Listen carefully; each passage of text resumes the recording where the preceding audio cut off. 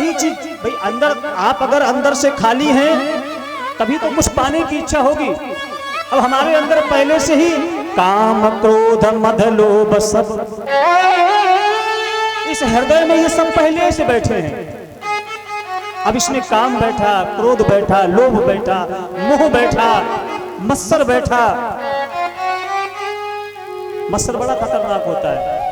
भागवत में जैसे मच्छर एक आ जाए, एक मच्छर जैसे सोने नहीं देता है, वैसे अगर जीवन में मत्सर आ जाए तो जीव को चैन से रहने नहीं देता।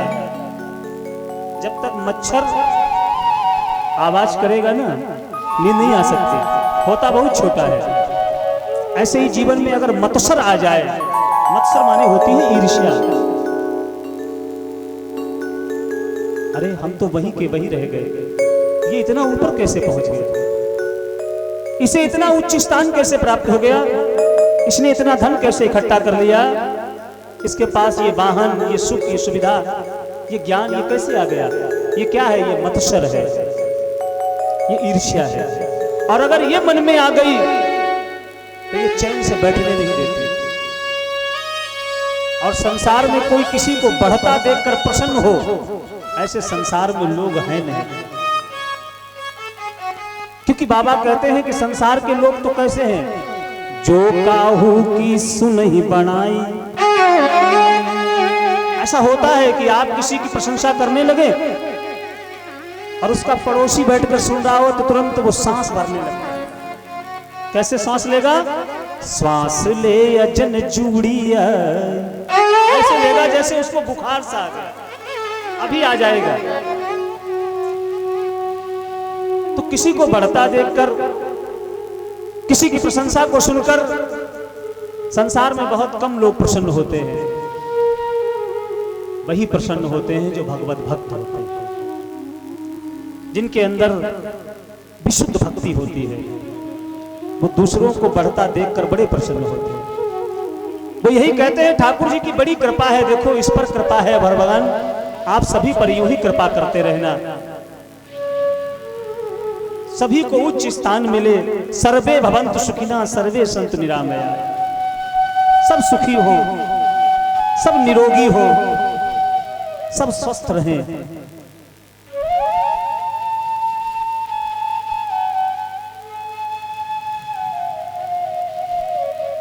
जो चार भागवत के मात्र सूत्र हैं, जिसको चतुश्लोकी भागवत कहते हैं, वही चार श्लोक नारद जी ने व्यास के हृदय में प्रविष्ट करा दिए। और व्यास जी ने उन्हीं चार श्लोकों का खंडन करते हुए 18,000 श्लोकों के द्वारा भागवत की ये पावन संहिता का निर्माण बनकर जिस समय ये भागवत तैयार हो गई तो विचार मन में आया, किसको सुनाया जाए, आखिर ये कथा किसको सुनाई जाए, कौन इसका अधिकारी है जिसको इसका अधिकार दिया जाए। मन में विचार आया, मेरा पुत्र भी तो है, जरा मन से सुनिए कथा। व्यास जी विचार कर रहे, मेरा पुत्र कैसा है, वो तो जन्म से ही सन्यासी है। व्यास के पुत्र जो सुखदेव, जो जन्म लेकर ही, जैसे ही उनका जन्म हुआ वो तुरंत भाग खड़े हुए। यम प्रव्रजंत मनुपेतम पेत कृत्यम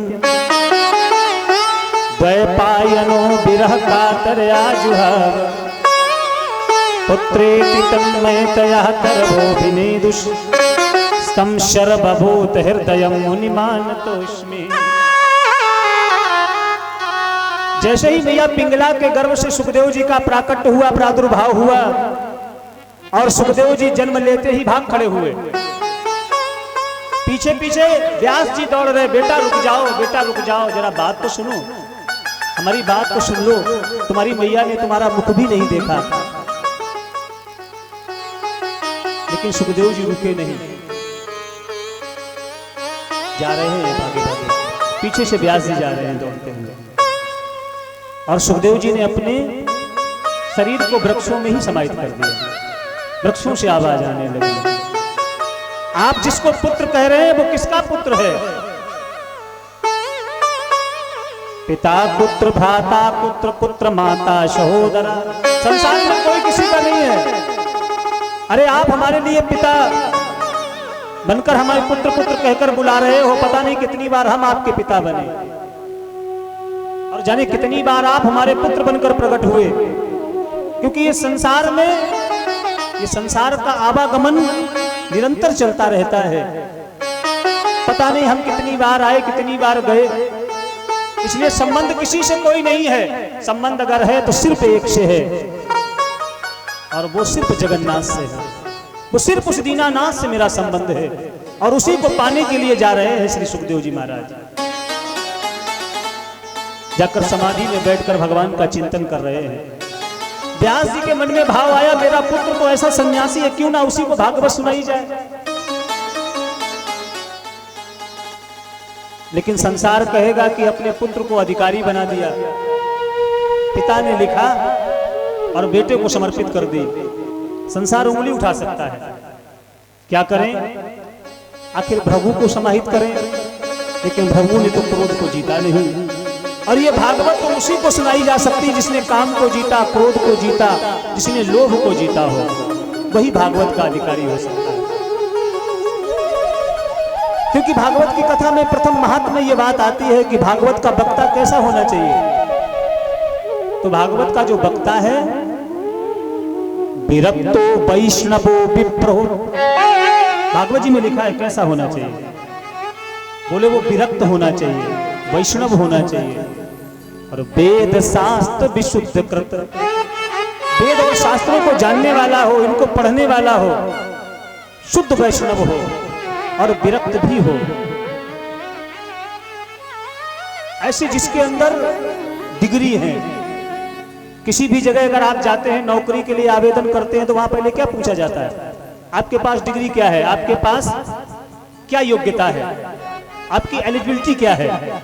अगर आपके पास नहीं है तो आपको क्या वो मिलेगी, वो नहीं प्राप्त कर सकते आप। लेकिन भागवत में अब हम किसी डॉक्टर के पास भी दवा लेने जाते हैं तो पता करते हैं कि वो डॉक्टर डिग्री क्या रखता है। जो कि तन की हमारी चिकित्सा कर रहा है उसकी तो हम डिग्री देखते हैं, लेकिन जो हमारी मन की चिकित्सा करने वाला वैद्य है, ये भागवत क्या है, जो मन से परेशान हैं, जो मन से तप रहे हैं, जो मन से दुखी हैं, उन्हें भागवत संबल प्रदान करती है, उनके मन को स्वस्थ करती है और उनके मन को गोविंद से जोड़ देती है। और जो ऐसा चिकित्सक हो जो मन की चिकित्सा करे, तो उसके बाद भी तो कोई डिग्री होनी चाहिए ना। तो उस डिग्री की विशेषता भागवत में बताई गई कि वो ऐसा व्यक्ति हो जो भागवत का अधिकारी है। और यही बात व्यास जी मन में विचार कर रहे हैं, आखिर किसको सुनाई जाए।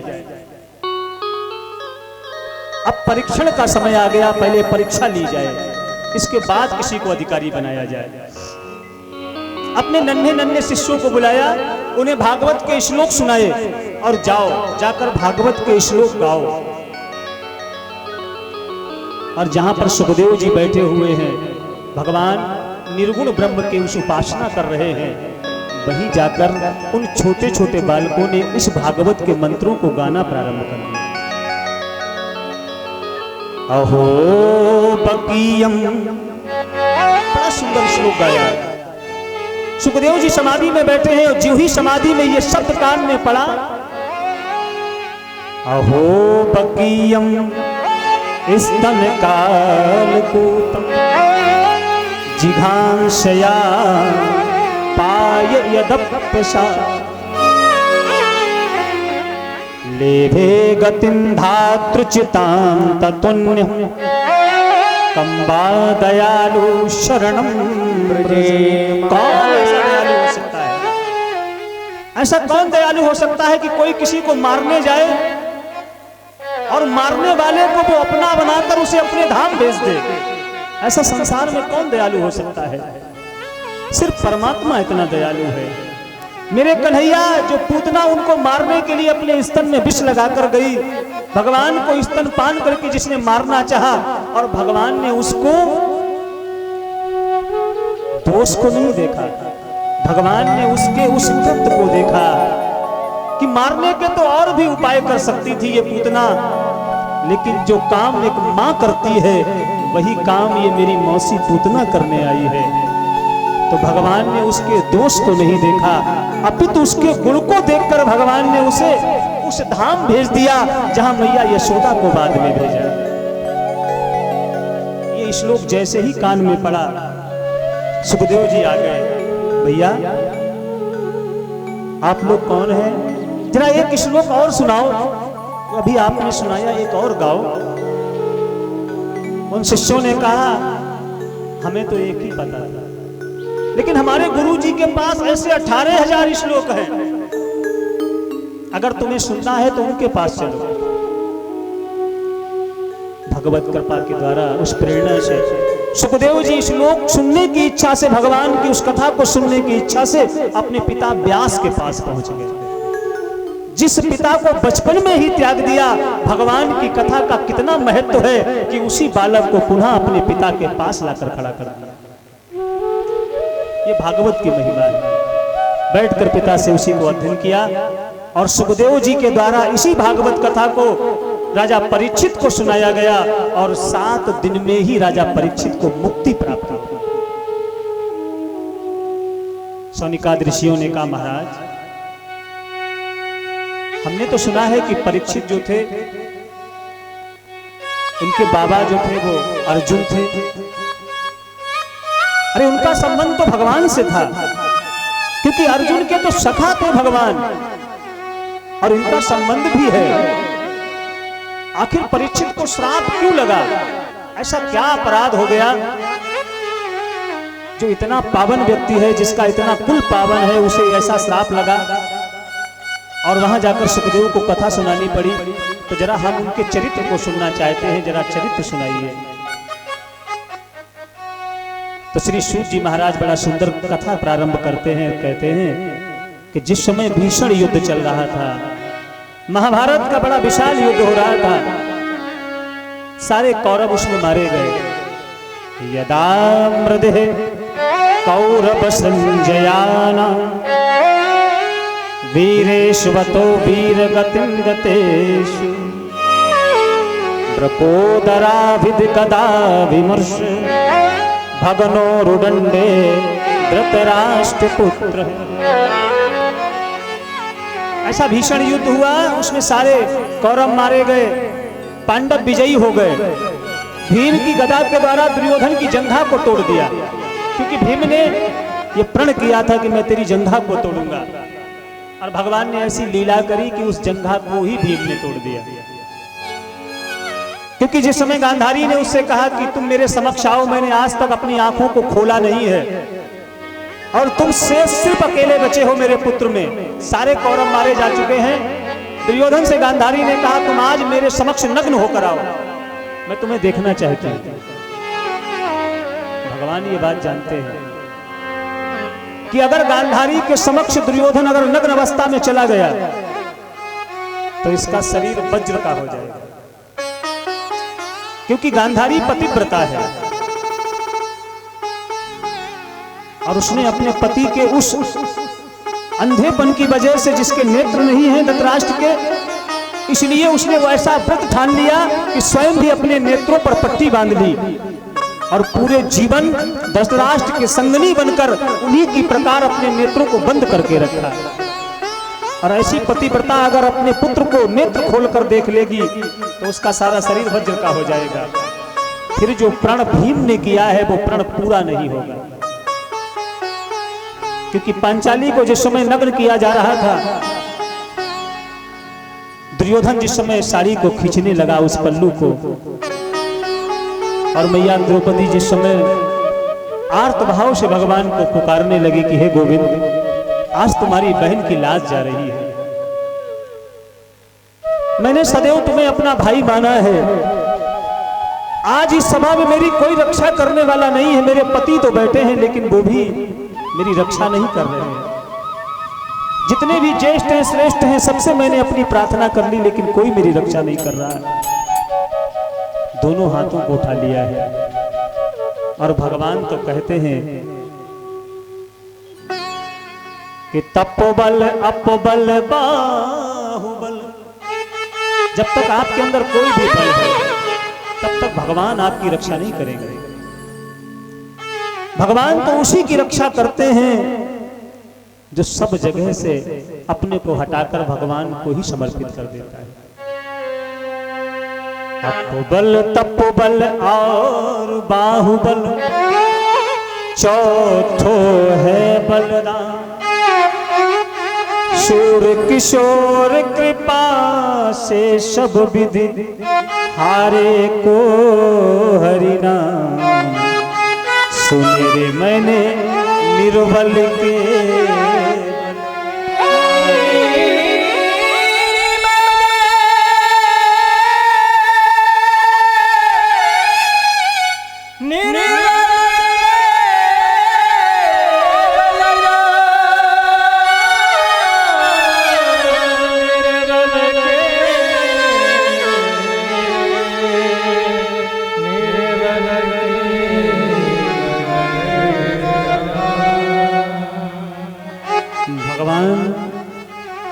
तुरंत प्रकट हो गए और भगवान ने चीर को बढ़ाना प्रारंभ कर दिया।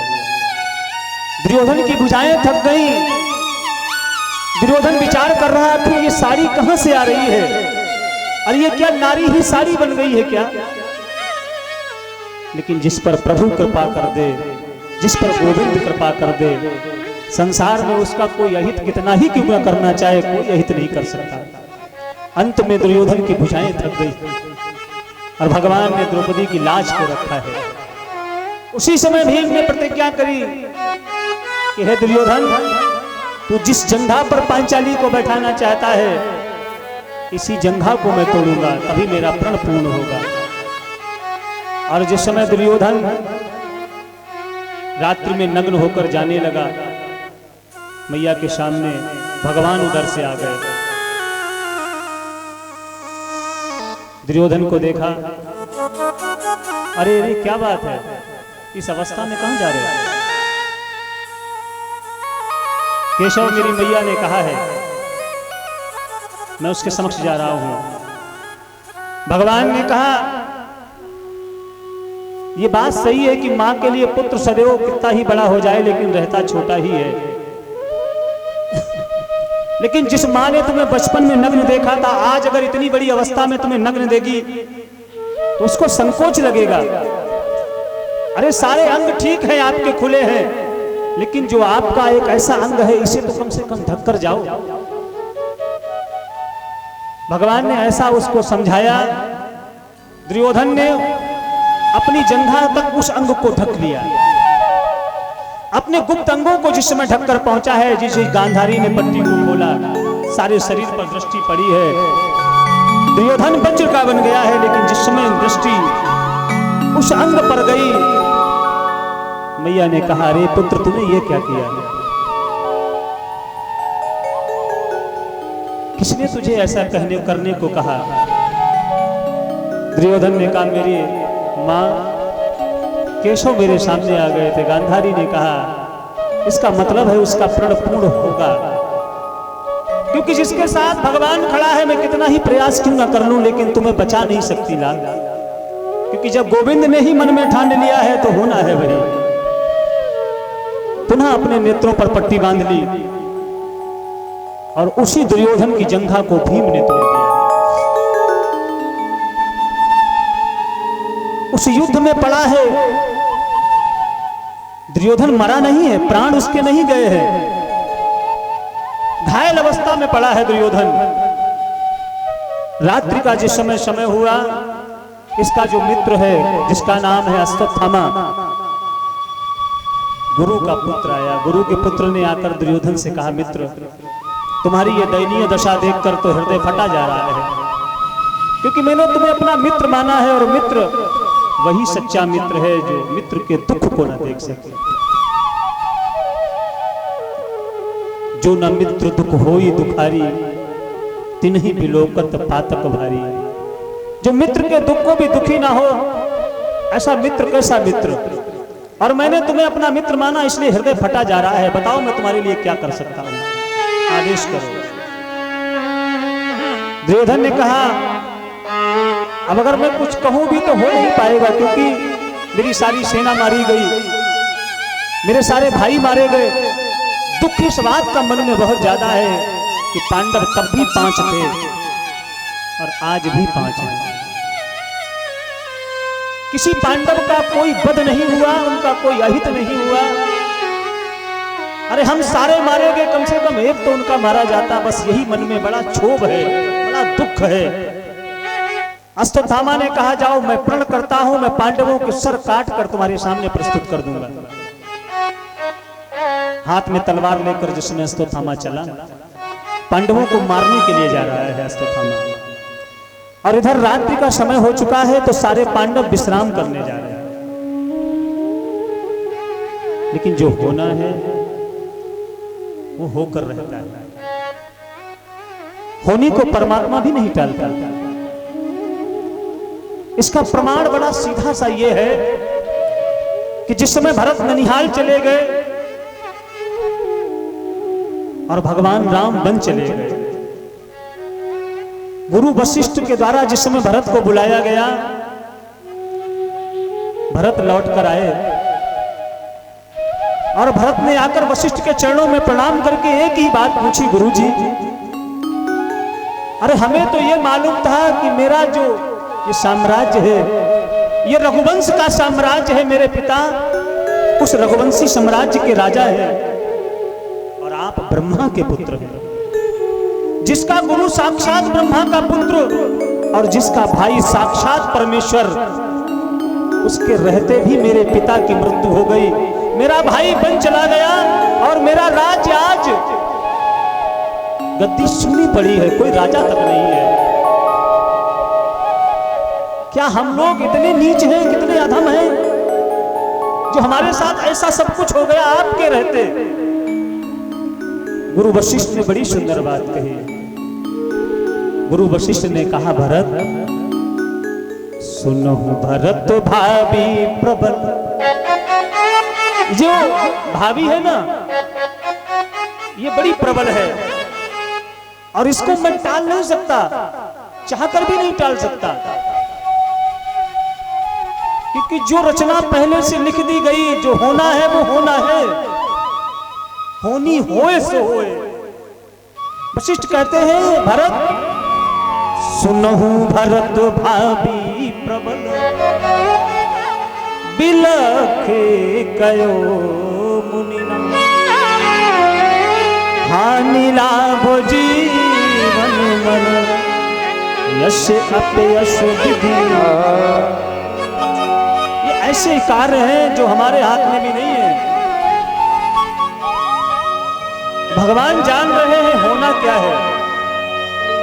पांडवों से कहा, भैया आज की रात्रि विश्राम की रात्रि नहीं है। माधव फिर क्या करना है, आओ हमारे रथ पर बैठो। हमें उनके पास चलना है जिन्होंने आपके लिए अपने प्राण बलिदान कर दिए, जिन्होंने अपने लिए आपके लिए श्रेष्ठ आहुति दे दी। आज की रात्रि उनको श्रद्धांजलि की रात है। पांचों पांडवों को रथ पर बिठाकर केशव लेकर चले गए। इधर उसी शिविर में आकर मैया द्रौपदी के जो 5 पुत्र हैं वो आकर विश्राम के लिए लेट गए। अश्वत्थामा रात्रि में आया है और उसी शिविर में प्रवेश कर गया जो पांडवों का शिविर है। सोते हुए जो पुत्र हैं उनको उसने पांडव समझ रखा है और सोते हुए उन 5 पुत्रों को उस अश्वत्थामा ने पांडव समझकर उनके सरों को काट लिया है। ले जाकर दिखाना है इसलिए झोली में रख लिया। अश्वत्थामा लेकर पहुंचा है दुर्योधन के पास उन बच्चों के सरों को। झोली से सर को जीवी निकालकर दुर्योधन के सामने प्रस्तुत किया। दुर्योधन ने देखा, हाथ में लेकर जिस समय सर को दबाया है सर फट गया। दुर्योधन समझ गया ये सर पांडवों के नहीं हो सकते। जिस समय प्रकाश ने उन सरों को देखा है दुर्योधन रोने लगा, अरे दुष्ट तूने ये क्या किया। ये सत्य है कि पांडव मेरे बैरी हैं, लेकिन यह भी सत्य है कि पांडव और मुझ में कोई भेद नहीं है, क्योंकि कुरुवंश में जिसका भी जन्म हुआ वो कुरुवंशी है। वो पंडु के पुत्र हैं इसलिए पांडव हैं, लेकिन सब कुरुवंशी हैं, सारे कौरव हैं। अरे हम सब मारे गए, हमारे सारे पुत्र मारे गए, आज नहीं कल पांडव भी मर जाएंगे, लेकिन इन 5 पुत्रों के द्वारा कम से कम हमारे पूर्वजों का पिंड और तर्पण तो होता रहता, हमारे पूर्वजों को जल तो मिलता रहता। इनको तो मारकर मानो तूने सारे साम्राज्य को ही समाप्त कर दिया, हमारी सारी पीढ़ी को ही खत्म कर दिया, सारे कुरुवंश का ही नाश कर दिया। सुख दुख दोनों उपस्थित हैं। सुख इस बात का है कि अगर मेरे पुत्र मारे गए तो आज पांडवों के भी पुत्र मारे गए। दुख इस बात का है कि कुरुवंश में आज से कोई आगे वंश परंपरा को चलाने वाला शेष नहीं रह गया। दुर्योधन ने अपने प्राणों का परित्याग कर दिया है। अश्वत्थामा विचार करने लगा, जिस समय बात दुर्योधन को पता चलेगी, जिस समय बात अर्जुन को पता चलेगी, अर्जुन मुझे छोड़ेगा नहीं, मार डालेगा। अपने प्राणों को बजाकर भागा है अश्वत्थामा। सुबेरा हुआ है बंधु। मैया द्रौपदी ने आकर जिस समय कक्ष में देखा, कक्ष की दशा बड़ी दयनीय है। 5 पुत्रों के जो धड़ पड़े हैं, सरह नहीं है, पूरा शिविर रक्त से भरा पड़ा है। और उस मां को कैसे कोई संभाले, जिस मां के सामने उसके 5 बच्चों के सिर पर धड़ पड़े हैं, कोई सर काट कर ले गया है। मैया द्रौपदी विलाप कर रही है, बहुत रो रही है, बार बार उठती है, बार बार गिर जाती है, कभी अपने बच्चों को अपने अंक से भर लेती है, रक्त को ले जाकर अपने सीने से लगाती है, विलाप करती है द्रौपदी, बहुत रोती है।